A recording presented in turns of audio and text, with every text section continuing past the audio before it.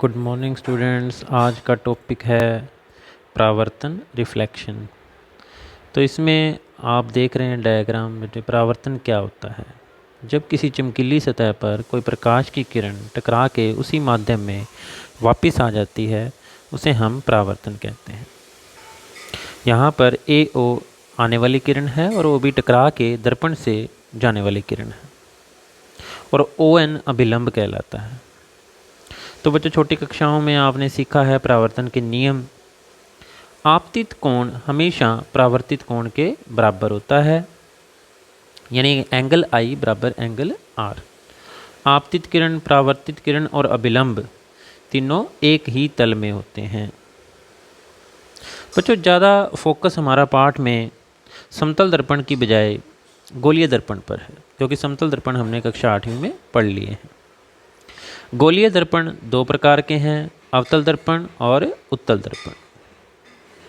अवतल यानी धंसा हुआ, उत्तल यानी कि उभरा हुआ। तो यहाँ पर कुछ महत्वपूर्ण परिभाषाएं हमें देखनी जरूरी हैं इस पाठ के लिए, सारा पाठ समझने के लिए। तो यहाँ अवतल दर्पण में ध्यान से देखो बच्चों, P बिंदु मध्य बिंदु है अवतल दर्पण का, इसे कहते हैं ध्रुव। दूसरा बिंदु देखें C, ध्यान से।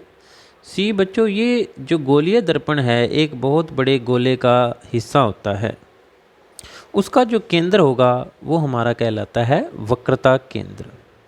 F फोकस वो बिंदु होता है मुख्य अक्ष के ऊपर जहाँ पर परावर्तन के बाद जो किरणें मुख्य अक्ष के समांतर होती हैं आके उससे गुजरती हैं। और CP कहलाता है बच्चों वक्रता त्रिज्या, यानी कि C क्या है हमारा वक्रता केंद्र और P है ध्रुव। वक्रता केंद्र और ध्रुव के बीच की दूरी क्या कहलाती है? वक्रता त्रिज्या। और बच्चों ये बड़ी इंपॉर्टेंट है कि वक्रता त्रिज्या दोगुनी दूरी पर होती है दर्पण के फोकस पे।